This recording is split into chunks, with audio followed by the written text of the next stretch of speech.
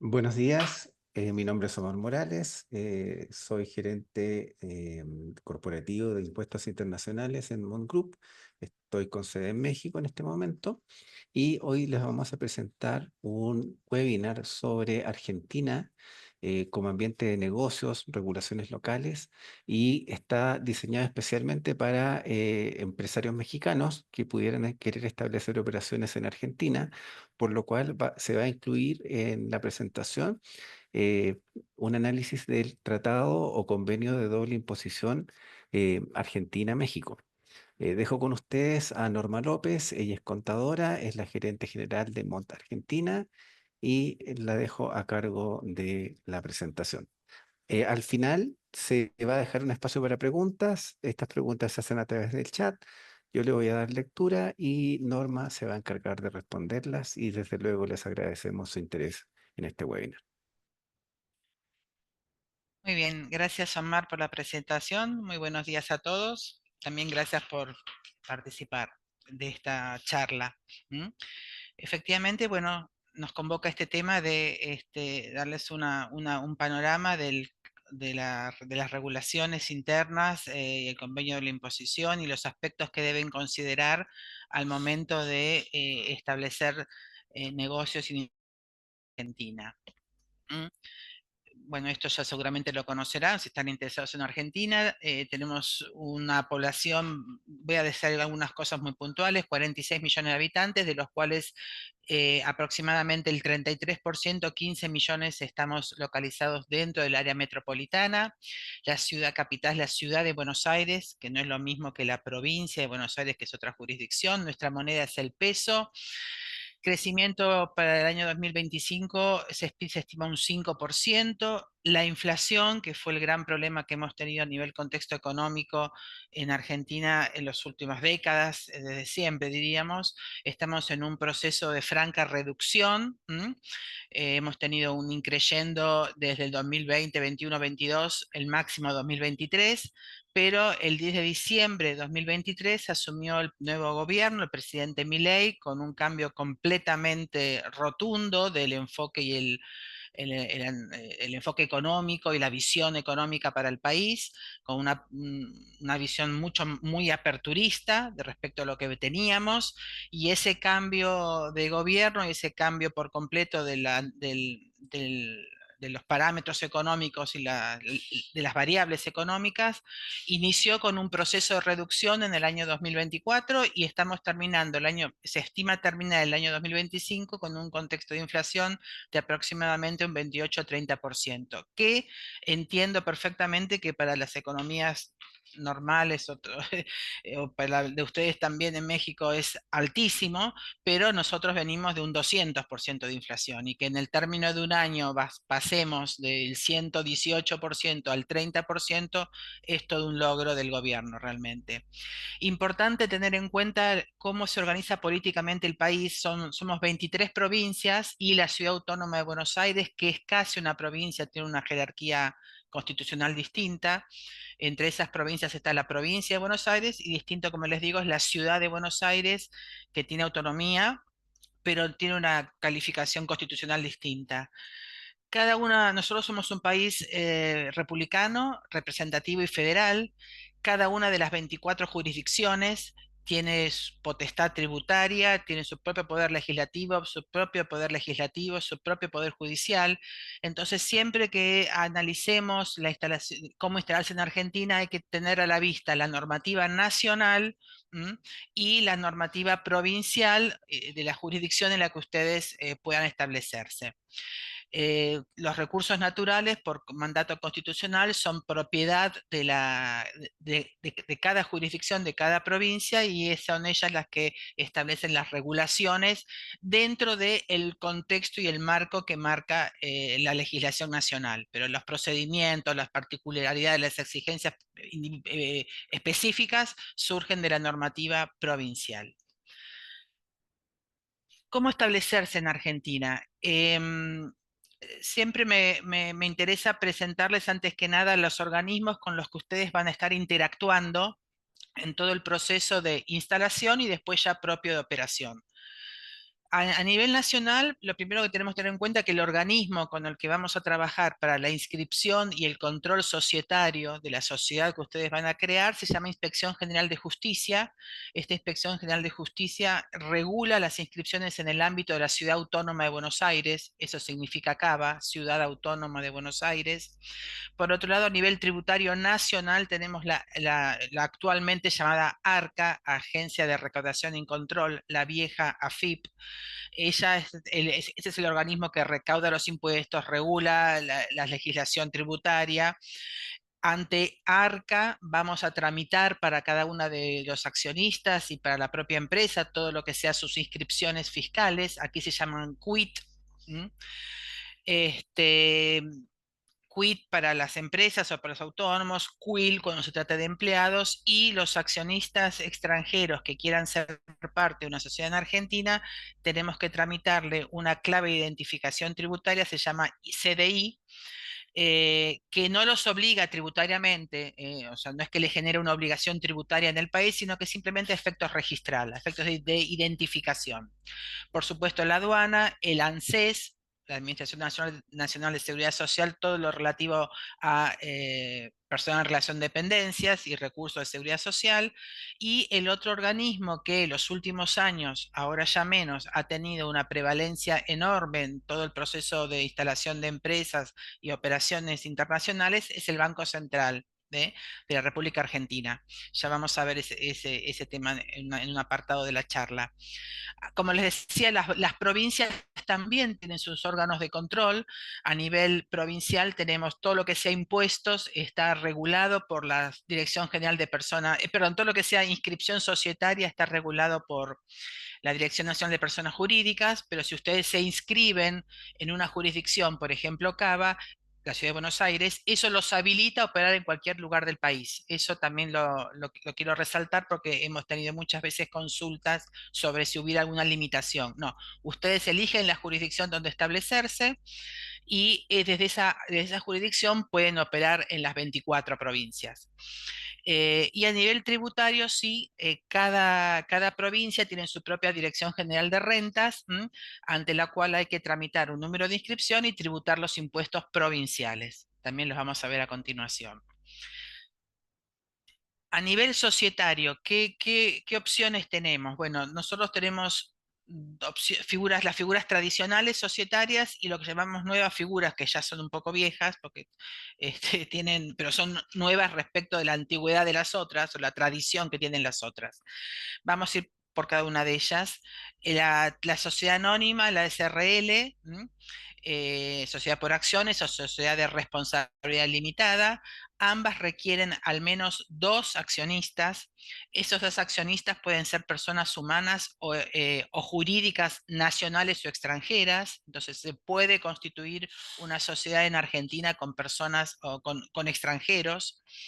Las dos requieren una instrumentación que ya sea público o privado que interviene por notario, requieren la inscripción, los requisitos de libros, como todos. El capital social es distinto.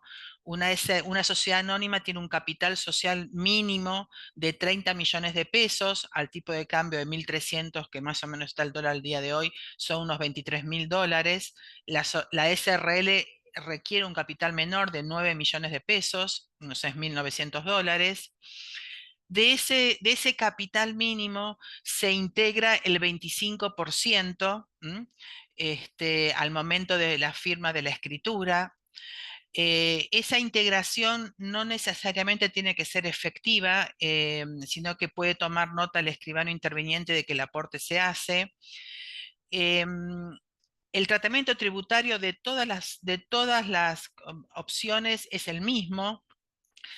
Pero, y lo otro que tienen que considerar, que lo que sí se requiere de una persona, de un argentino o un extranjero con residencia y DNI argentino, es el representante legal. El representante legal en todas las opciones debe ser una persona argentina o extranjero con DNI. Em, en el caso de las SRL se llama gerente, en las otras opciones se llama presidente. Em, entonces esas son las dos sociedades típicas. Tenemos nuevas figuras que fueron creadas en el anterior gobierno, el gobierno del presidente Macri, ya quedó en el tiempo, pero fueron muy novedosas. Una es la SAU, la Sociedad Anónima Unipersonal, que se puede constituir con con un solo accionista. Tiene un capital también de 30 millones. Es muy parecida a la sociedad anónima, pero tiene la complicación, si se quiere, que no solamente se requiere un presidente, un representante legal, sino también una sindicatura, un síndico que también tiene que tener residencia en Argentina. Entonces, la estructura de societaria se hace un poco más pesada porque tiene más costos y más burocracia, digamos. Y en la SAU también el capital, a diferencia de las otras, se integra al 100%.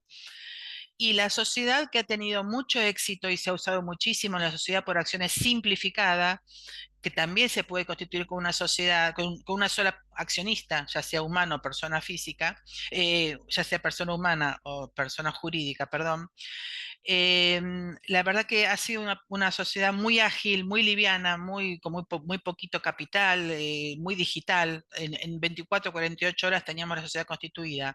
Pero la realidad es que el gobierno anterior las ha puesto en observación y ha complejizado muchísimo la operatoria, y este nuevo gobierno, el gobierno del presidente Milei, todavía no ha logrado destrabar toda esa burocracia y todas esas limitaciones que se han aplicado. Entonces, nuestra recomendación no es ni la SAU ni la SAS, hasta tanto se normalice su tratamiento en la Inspección General de Justicia, sino más bien o una sociedad anónima o una SRL, dependiendo un poco del objeto social y el capital necesario y lo que ustedes prefieran.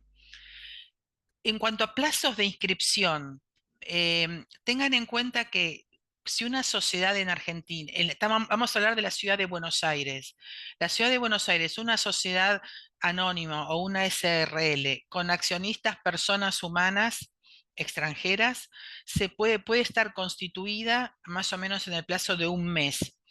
Al plazo de ese mes le deberíamos agregar unos 15 días para la apertura de cuentas bancarias, para la inscripción ante las autoridades fiscales. Así que en 45 días podía estar la sociedad operativa. Sin embargo, si ese accionista fuera una sociedad extranjera, los accionistas fueran sociedad extranjera, que es muy usual en procesos de internacionalización de operaciones, en ese caso necesitamos inscribir primero a la sociedad extranjera, y lamentablemente ese proceso previo está demorando entre unos 5 y 6 meses. Entonces, al mes y medio de de la sociedad local hay que agregarle un proceso previo de unos 6 meses de inscripción de la sociedad extranjera. Ahí se hace muy largo el camino. Nosotros sugerimos a veces arrancar con personas humanas y en el mientras tanto avanzar con la inscripción de las sociedades extranjeras, y una vez que las sociedades extranjeras están hechas, hacer el traspaso de las acciones, teniendo en cuenta también que puede haber algún efecto tributario que hay que analizar. Porque la venta de acciones, en la medida que se genere una ganancia de capital, está sujeta a una retención, a un impuesto a la renta en Argentina del 15%. Respecto del régimen impositivo, a nivel nacional, el impuesto, bueno, básico es el impuesto a las ganancias, se llama de ese modo. Se tributa sobre la teoría del balance, o sea que todo lo que en el balance se reconozca como mayor patrimonio o resultado queda tributando. Hay ciertos ajustes técnicos que hay que hacer porque hay ciertos gastos que pueden ser no deducibles, pueden ser ciertos gastos sujetos a limitación, como el tema de intereses entre vinculadas, hay normas de subcapitalización que aplican. En fin, hay distintos aspectos que hay que analizar dentro del estado de resultados, pero básicamente es la teoría del balance con los ajustes técnicos que nosotros llamamos. La escala es progresiva, arranca entre el 25 y el 35%. Los valores aquí expresados están en pesos, pero si consideramos un tipo de cambio de 1.300, como hablábamos, estamos diciendo que hasta 27.000 dólares de utilidad tributan el 25%, y entre 27 y 270.000 estaríamos hablando de unos 6.700 dólares más el 30% del excedente, y ya más de 270.000 dólares estamos hablando de una cuota fija de 78.000 más el 35% del excedente. En definitiva, 25 a 35% una escala progresiva. En cuanto al IVA, La tasa general, la tasa general para bienes y servicios es el 21%, o sea, todos sus servicios van a estar grabados a una tasa del 21% en general.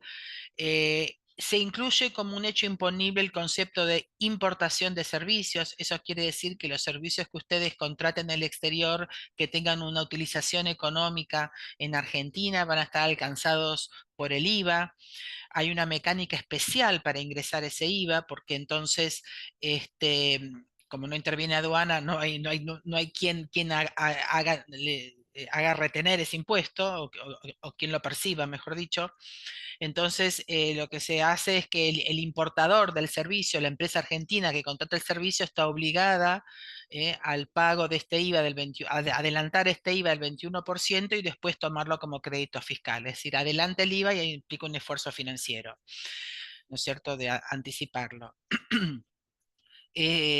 Para ciertas actividades y ciertos sectores, ciertos bienes, puede haber una alícuota reducida del 10,5 y lo que sea servicios públicos está grabado a la tasa del 27, pero la tasa general es del 21%. Entre otros impuestos que tienen que considerar está el impuesto sobre débitos y créditos bancarios, con una tasa que va que es del 0,6% sobre cada ingreso al banco, o sea, en su cuenta bancaria, cada ingreso y cada ingreso y cada salida del banco va a generar un impuesto del 0,6% a la entrada y 0,6% a la salida.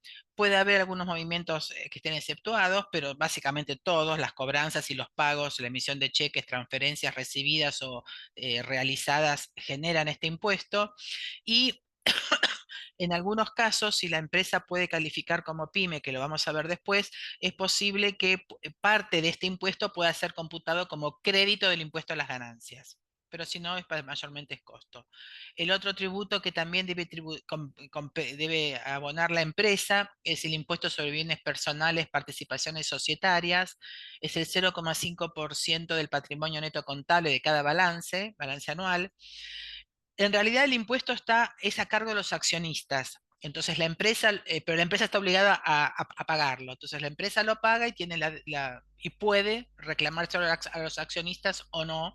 Eso, bueno, dependerá de la voluntad de los propios accionistas. Pero no es que está obligada a ello, sino que la empresa lo paga y puede reclamarlo a nivel interno a sus accionistas. Después tenemos otros tributos, impuestos internos, impuestos combustibles, bueno, que aplican ya para eh, hechos imponibles, bienes y servicios específicos. A nivel nacional, estos son los impuestos más importantes: ganancias, IVA, impuesto de débitos y créditos bancarios, impuesto al patrimonio neto. A nivel provincial, como les decía, tenemos 24 jurisdicciones. Según donde ustedes desarrollen la actividad, van a tener un impuesto provincial distinto. Entonces, el impuesto clásico se llama impuesto sobre los ingresos brutos. Esto es un impuesto que, como el de débitos y créditos es costo, ingresos brutos también es costo. ¿m? La tasa puede ser entre el 0,45 y el 15% sobre el monto de la facturación. Es de liquidación mensual este impuesto. En general, como les digo, hay que ver cada código fiscal de pero la tasa general para servicios y comercios es del 3%. A lo sumo puede llegar a ser un 4%. Entonces, ¿qué es lo que hacemos? Ustedes nos tienen que definir o tienen que definir en qué jurisdicción van a realizar sus ventas o su prestación de servicios, y en esa jurisdicción se tributa a esta alícuota particular.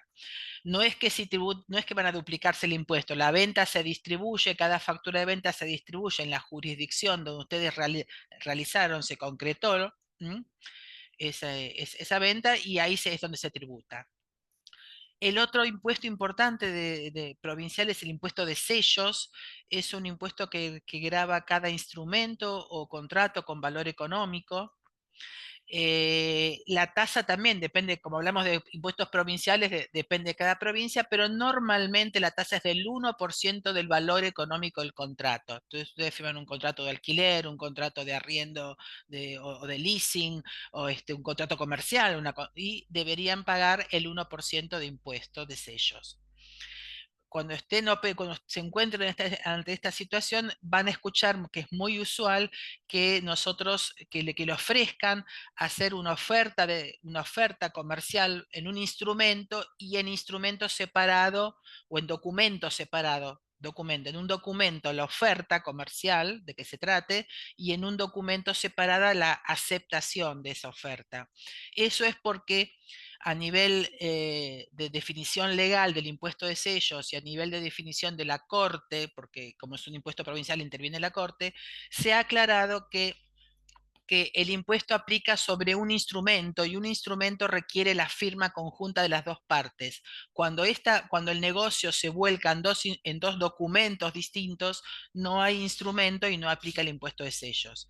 Entonces, lo menciono porque nuestra experiencia nos muestra que a veces puede sonar atípico, y que les propongan hacer una oferta en un documento y en otro por separado la aceptación. Pero es a efectos de eludir, digamos, de hacer este impuesto de sellos de acuerdo a las definiciones que la propia Corte y la legislación establecen.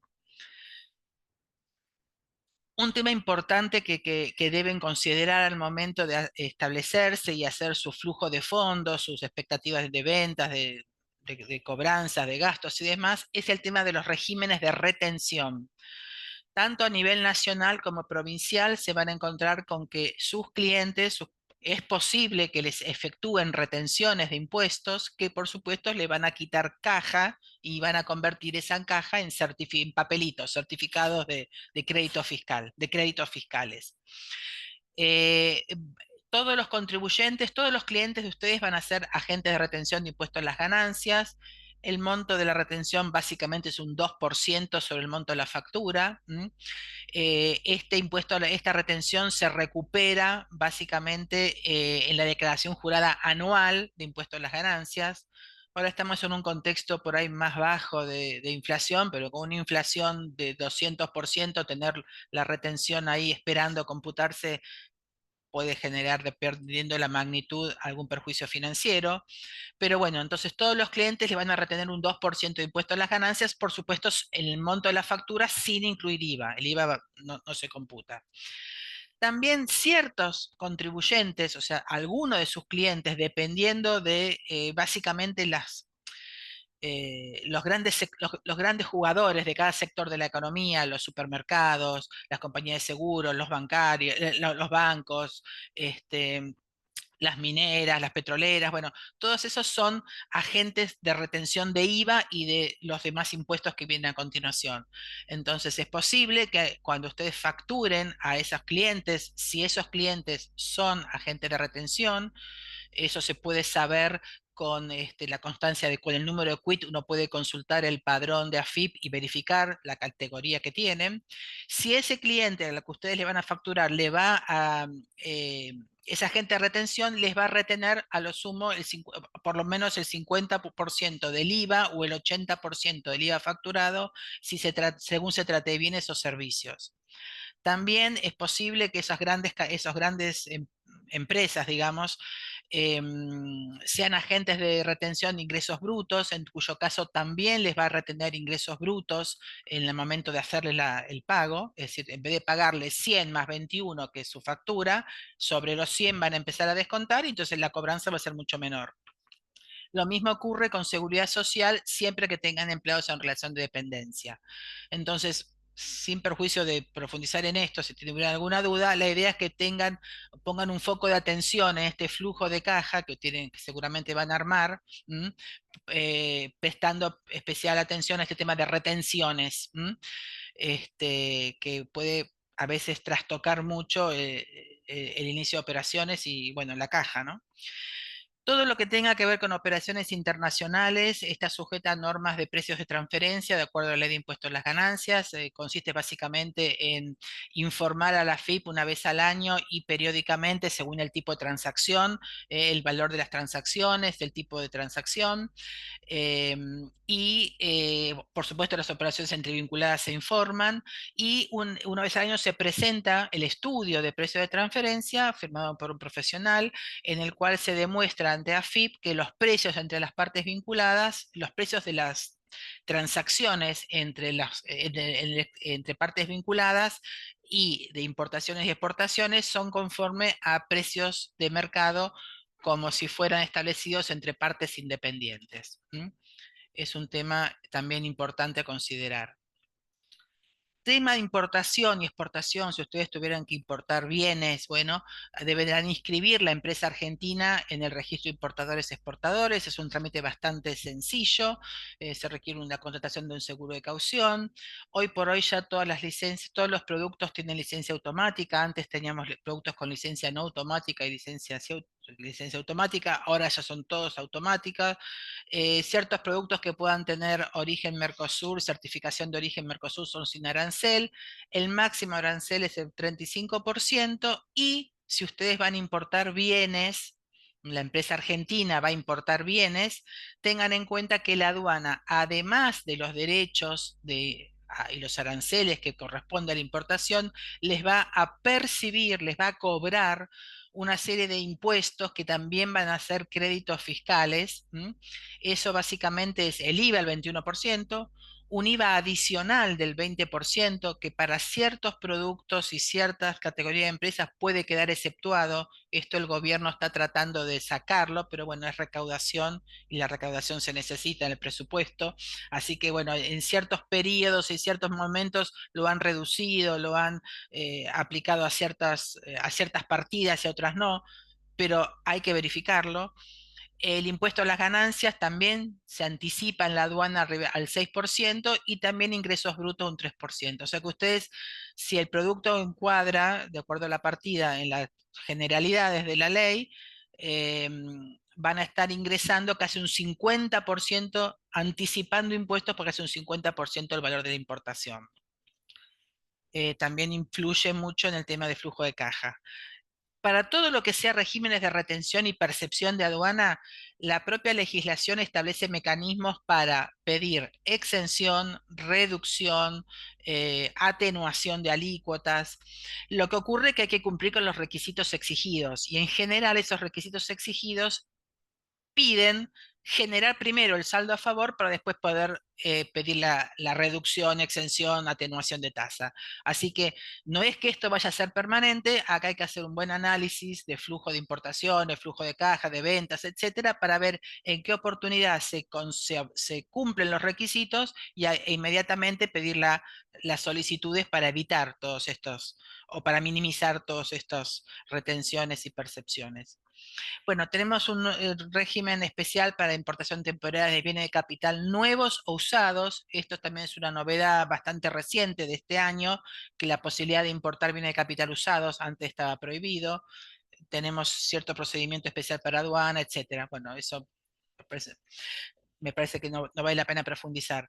Distintos regímenes de inversión para distintos sectores de la economía, acá están enumerados: automotriz, economía de conocimiento, biotecnología, biocombustibles, minería, que está absolutamente de moda en este momento, explotación forestal, hidrocarburos, energías renovables, ley de fomento de pymes. Las pymes suelen tener ciertos beneficios en menores impuestos, por ejemplo, las percepciones de aduana no se aplican, o sea, son reducidas, pero cuando se trata de un conjunto económico nacional o extranjero, internacional, eh, todo el conjunto debe calificar como pyme. Entonces acá hay una limitante, porque si la Argentina seguramente es pyme, pero por ahí el conjunto no, y entonces ya los beneficios no aplican, ¿no? Porque el objetivo de la ley es realmente beneficiar a los que son realmente pymes. Y la última el nuevo régimen de promoción de inversiones es el RIGI, régimen de incentivo para grandes inversiones, que requiere para entrar al RIGI una inversión al menos de 200 millones de dólares, pero tiene como condición para que aquellos que quieran adherir a los beneficios la obligación de contratar hasta el 20% de la inversión en proveedores locales. Entonces, a través de este plan, de esta puerta que se abre de los proveedores locales del RIGI, puede ser interesante algunos beneficios. Todos los regímenes tienen beneficios, dependiendo cada uno, aplica uno sí, otro no, pero básicamente es reducción de aranceles de importación, amortización acelerada para impuestos a las ganancias, estabilidad fiscal, pago diferido de IVA, no aplicación de exención de retenciones y percepciones. Así que dependiendo en qué actividad ustedes puedan entrar y si cumplen los requisitos que cada una de ellas, cada una de las leyes de inversión y de promoción se requieren, bueno, veremos los beneficios que podrían obtener. En cuanto a seguridad social, también quiero hacerles una mención. Tenemos una ley de contrato de trabajo que es del año 74, viejísima, pero que se ha modernizado a través de un decreto que dictó el gobierno actual, con importantes modificaciones porque amplía los periodos de prueba, permite la contratación de prestadores de servicios sin que eso implique una relación de dependencia. Hay una posibilidad de desvincular personal a través de un fondo de cese. Bueno, hay una ley marco en la cual hay que encuadrar la relación de dependencia. Em, Nosotros somos un país con mucha actividad sindical, con muchos gremios muy fuertes y efectivamente todas las actividades quedan encuadradas en algún convenio colectivo, que no es por empresa, es por actividad. Entonces, la actividad es la que me lleva a estar dentro de un convenio colectivo cuando contrato un personal que va a desarrollar esa actividad. Eh, los convenios colectivos suelen tener beneficios, costos adicionales que tiene que absorber la empresa, que puede aplicar al trabajador, así que hay que analizar cada convenio.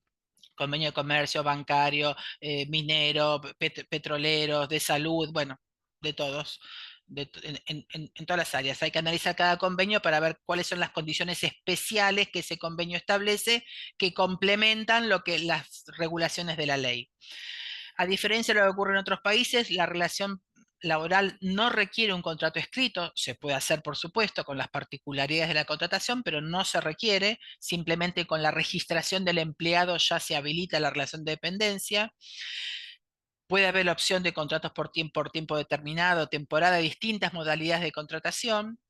El régimen salarial consiste básicamente, bueno, el salario que uno acuerde con el empleado, pero sabiendo que debe respetar los mínimos de cada convenio colectivo.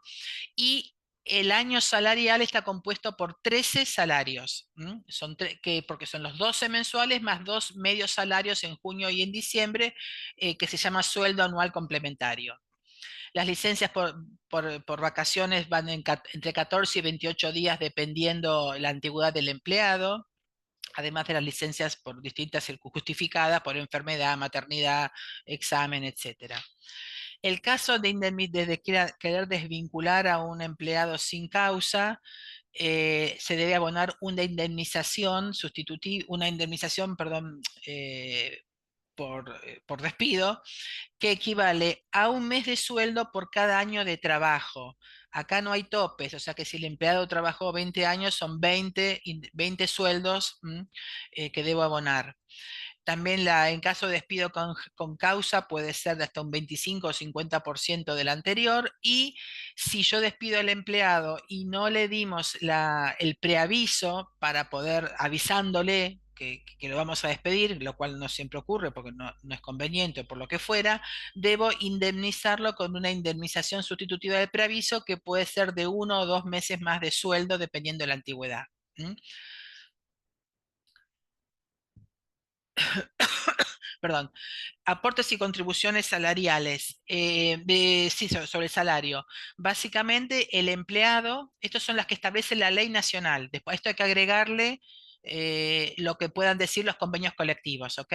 El empleado va a aportar un 17% de su salario con destino a la cobertura de salud y a su plan de jubilación, y la empresa va a aportar un 24%, salvo que sea una gran compañía con ingresos mayores a 5 millones de dólares, sería 26 en Argentina, ¿no?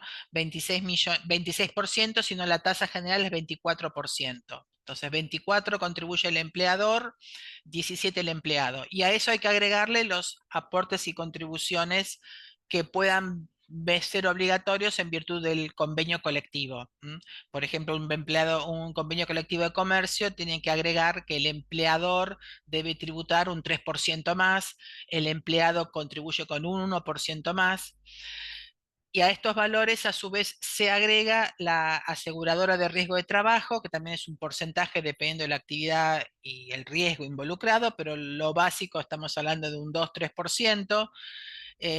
Conclusión, ustedes tienen que pensar que pues, sobre un salario líquido o neto, estarían contribuyendo las cargas de la cargo de la empresa, estaría rondando un 47% aproximadamente, directo sobre el valor del sueldo líquido. ¿Mm?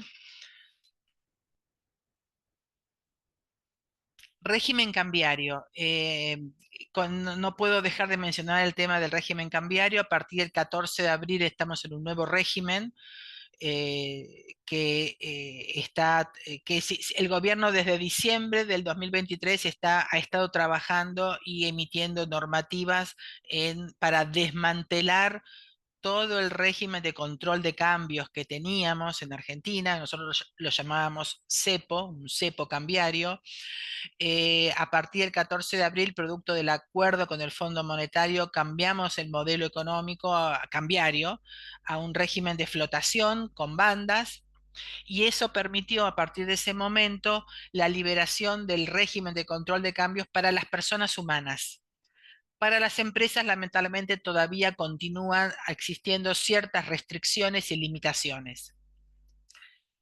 A consecuencia de esto, de esta normalización, si se quiere, del tipo del mercado cambiario, respecto de donde veníamos, donde era imposible ya en el año 2023 pagar al exterior, hoy por hoy se puede hacer, tenemos ya tipos de cambio mucho más homogéneos y parejos. Ya no hay una brecha tan grande entre los dólares financieros y el dólar oficial. El dólar financiero, que se llama contado con liqui o MEP, son los dólares que usaban las empresas para poder pagar al exterior, ya que no podían acceder al dólar oficial, me refiero al gobierno anterior. Incluso hoy por hoy sigue habiendo este uso de dólares financieros porque en ciertas circunstancias, ahora vamos a ver, por ahí ustedes, la empresa argentina se ve obligada a recurrir y pagar al exterior sin esperar a los plazos que establece el gobierno. Para importación de bienes, hoy por hoy, excepto que sean suntuarios, el acceso al dólar es al dólar a través del banco que va a hacer la transferencia al exterior, es inmediato, siempre que la mercadería, que los productos tengan un ingreso aduanero, o sea que primero tienen que ingresar la mercadería para después yo pagar. Hay ciertos bienes de capital que puede haber pago anticipado de importaciones, no es aplicable a la generalidad el pago anticipado, sino que es el pago posterior.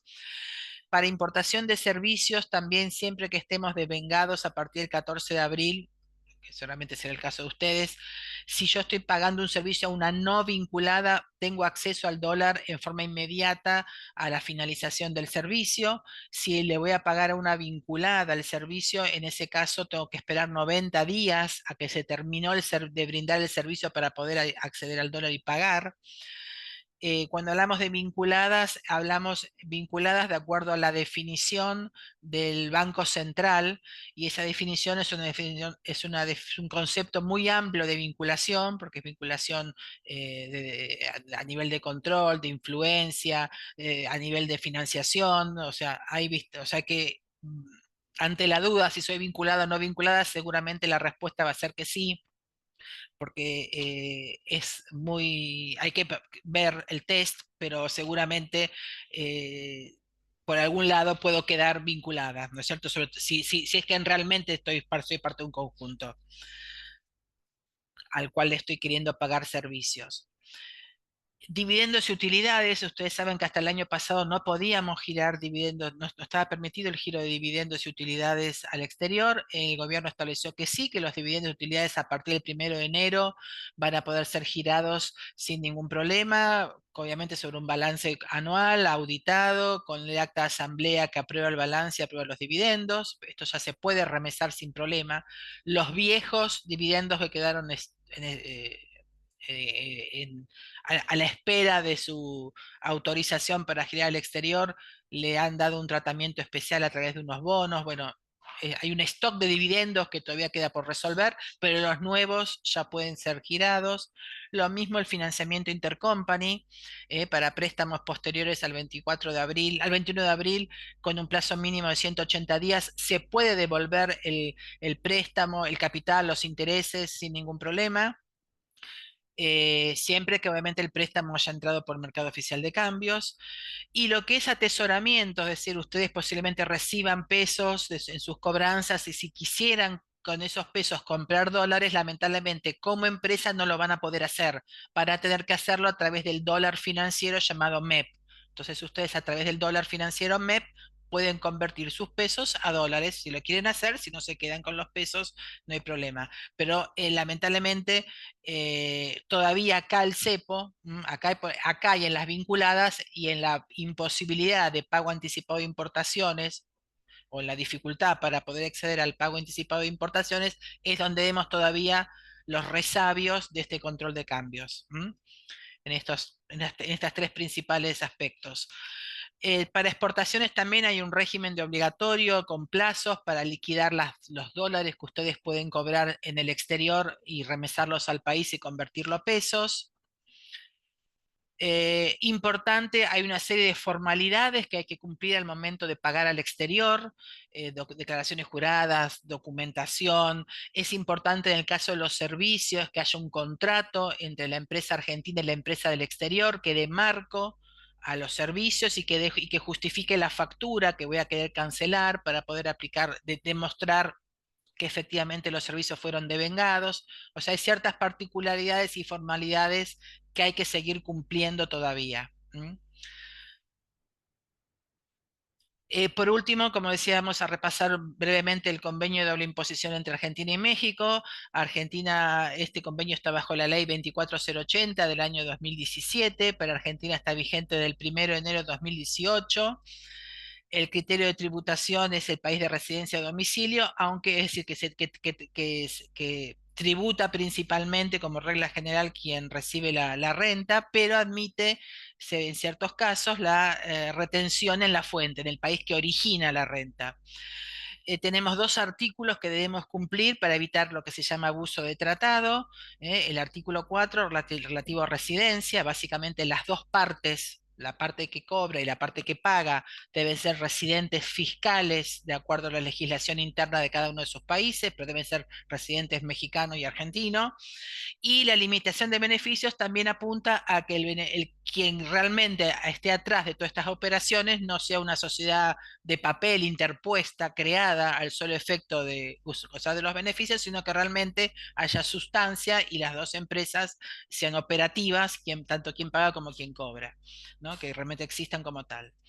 El artículo 24 establece los métodos para evitar la doble imposición, es decir, que cualquier renta que esté sujeta a retención en la fuente en Argentina va en México, quien la cobra en México, va a poder deducir en el impuesto mexicano la renta, el impuesto a las ganancias, el impuesto a la renta pagado en Argentina, con el límite del incremento del impuesto. Y para accionistas también hay una tenencia mínima del 10% para poder computar ese crédito. Por supuesto que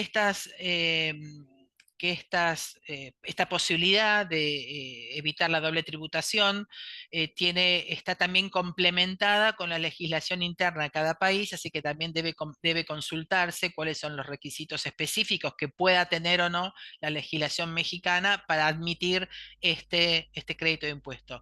Por el lado de Argentina, si una empresa mexicana nos paga en Argentina, le hace una retención de impuesto a la renta, de acuerdo a lo que dice el convenio, esa retención que sufrió Argentina la va a poder descontar del impuesto a las ganancias, con las limitaciones propias que tiene la ley de impuesto a las ganancias argentino, relativas al tax credit. Hay toda una normativa que complementa esto. Básicamente, como les decía, se tributa en el país del domicilio, pero ciertas rentas pueden tener una reducción en la tasa. Básicamente los convenios siempre tratan los mismos topes pero los mismos tipos de renta, lo que es perdón, intereses, regalías y dividendos, digo bien. Por el lado, yo acá hice una pequeña comparación entre cuáles son las tasas de retención que la empresa argentina debe practicarles al momento de pagar una factura a México, ya sea que tengamos convenio o no tengamos convenio. En el caso de lo que sea transferencia de tecnología, de acuerdo a la legislación argentina de transferencia de tecnología, la retención puede bajar del 21 o 28% al 10%, o sea, es una economía importante. Requiere que el contrato de transferencia de tecnología esté inscrito en el INPI. El INPI es el Instituto Nacional de Propiedad Industrial y bueno, se hace una formalidad de su registración para demostrar que efectivamente las prestaciones involucradas cumplen con la ley de transferencia de tecnología. En el caso de marcas, patentes, la retención también puede bajar al 15%. Los dividendos, la retención máxima que establece el convenio es del 10 o 15%. Sin embargo, la legislación interna argentina establece que los dividendos que se paguen desde Argentina están sujetos a una retención del 7%, quiere decir que en este caso puntual el convenio no me aporta, digamos, un beneficio en la tasa de retención. Siempre tengo el beneficio de evitar la doble imposición y poder descontarme el crédito, lo que pagué acá de este 7%. Respecto a intereses, también tenemos un tope, tenemos un beneficio. El convenio establece un tope máximo del 12%. Si no aplicamos el convenio, la retención de Argentina sería el 15%. Y lo mismo para el tema de derechos de autor y demás. Comentarios adicionales respecto de esto. Para que el convenio sea aplicable, se requiere que la empresa argentina reciba de la empresa mexicana el certificado de residencia fiscal. ¿Ok? O sea que siempre antes de hacer el pago, la empresa argentina debe pedir a la contraparte mexicana ese certificado que emite el Servicio de Impuestos de México, que no recuerdo el nombre, pero lo tenía. Este, y otro tema importante es que la retención, hay para todo lo que es asistencia técnica, servicios digitales y demás, hay que mirar con detalle las prestaciones porque la autoridad tributaria argentina tiene tendencia a interpretar que el lugar de utilización económica de los servicios es el que puede marcar justificar la procedencia de la retención. Entonces, bueno, hay que estar atentos un poco a ver de qué servicio se trata, cuál es el contrato y para poder analizar o no si podemos obviar la retención porque se trata de un beneficio empresario o aplican la retención con los topes que establece el convenio o directamente la legislación interna argentina. ¿Mm? Pero es importante tener en cuenta que Argentina no tiene muchos convenios de doble imposición. En Latinoamérica tenemos con Chile, con Uruguay, con Brasil, con Bolivia por el tema de los hidrocarburos y no más. México es un convenio que es relativamente nuevo y la verdad que vale la pena tenerlo en cuenta, hay que tenerlo en cuenta porque realmente puede reducir el costo tributario de las operaciones entre los dos países. Bueno, con esto creo que di un pantallazo general de todo lo que nos parece que tienen que considerar al momento de establecerse aquí en el país. ¿M? Así que quedo atenta a las preguntas o las dudas que puedan tener, ya sea que surjan ahora o que después, después les surjan, nos pueden mandar al mail que está indicado, las contestaremos después sin problema. Muchas gracias, Norma, por la completa presentación. Queda abierto entonces el chat para preguntas que puedan hacer, algunas dudas, consultas y por supuesto también la posibilidad que después le escriban a Norma y le pidan alguna aclaración. También si quieren contar con la copia de la presentación, se les puede enviar.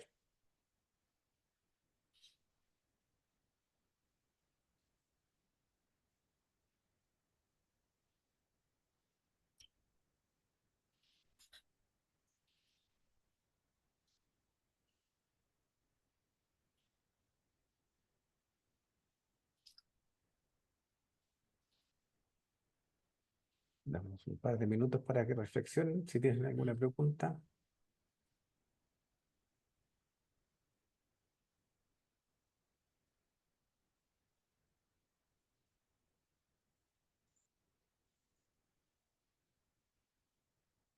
Pareciera que no.